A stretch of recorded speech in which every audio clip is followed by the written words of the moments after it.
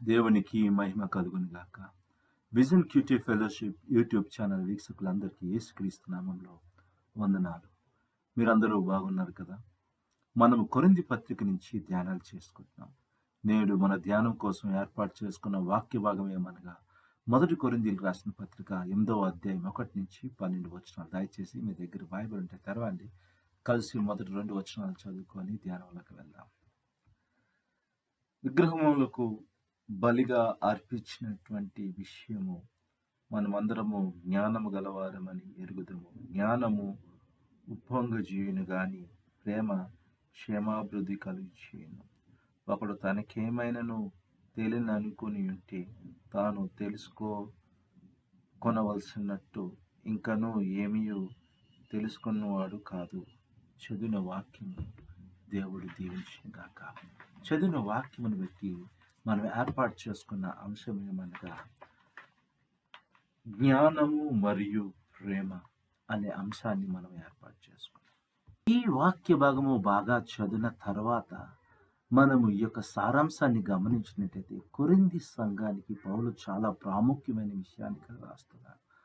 విగ్రహముల గురించి, విగ్రహములకు అర్పించిన వాటి విషయమై ఇక్కడ పౌలు ఒక చాలా ప్రాముఖ్యమైన సందేశం రాస్తాడు. కొంతమంది విగ్రహాలకు అర్పించిన మాంసమును ఏమాత్రము ఆలోచించకుండా తిన్నవారు ఉన్నారు.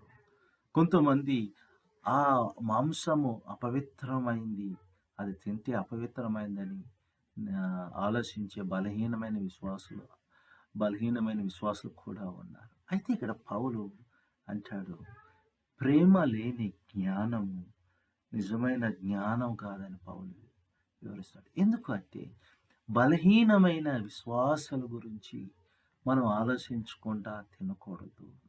మనకు తినడానికి స్వేచ్ఛ ఉన్నా కూడా ఈ బలహీనమైన విశ్వాసాలను గురించి ఆలోచించేసి వారికి మంచి జరగడానికి, వారి ఆత్మీయతలు ఎదగడానికి మన స్వేచ్ఛను కూడా మనం వదులుకోవాలని పౌలు ఇక్కడ కొరింథీ సంఘానికి వివరిస్తున్నాడు. ప్రియమైన వాళ్ళారా, ఈరోజు విషయాన్ని మనం ఆలోచన చేయాలి.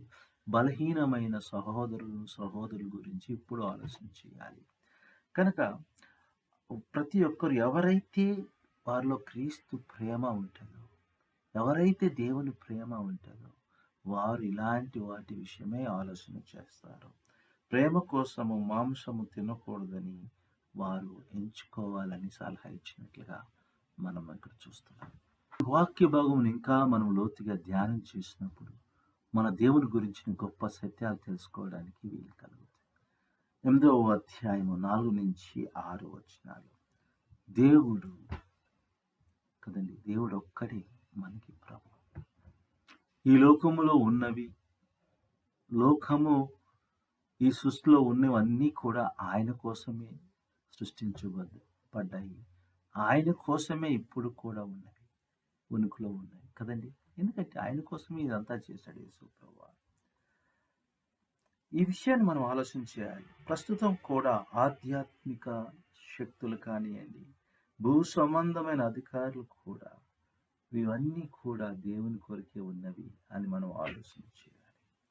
కనుక మన విశ్వాసాన్ని దొంగిలించడానికి ఎవరైనా ప్రయత్నిస్తున్నారు, కానీ అవి కేవలము సృష్టి మరియు ఆరాధనకి అర్హమైనవి కావు. నేను దేవుణ్ణి మాత్రమే స్తుతించాలి కదండి. మనం దేవుణ్ణి మాత్రం, ఈ లోకం మీద ఉన్నవి మన యొక్క ఆరాధనను దొంగిలించడానికి ప్రయత్నం చేస్తుంది, కానీ అవి ఆ యొక్క ఆరాధనకు అర్హులు కాదు.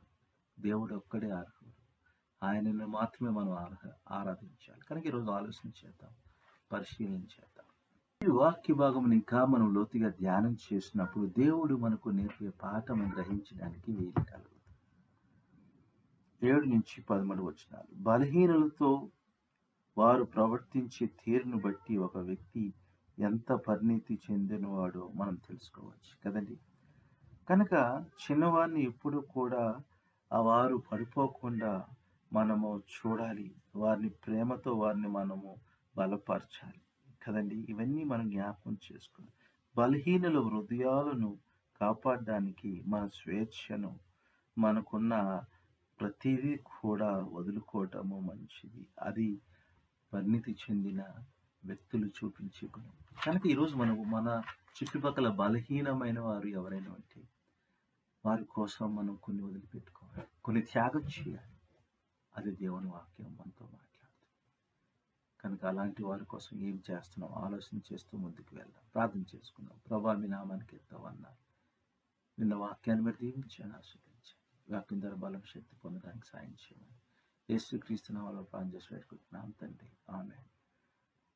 ప్రియమైన వాళ్ళారా, ఇప్పటి వరకు దేవుని వాక్యమును ఓపికగా విన్నారు. దాన్ని బట్టి వందనాలు. మీ అనుభవాలను మాతో పంచుకోవాలని ఆశపడుతున్నట్లయితే మమ్మల్ని సంప్రదించండి. దేవుని కృప మీకు ఎల్లప్పుడూ తోడైండుగాక. ఆమేన్.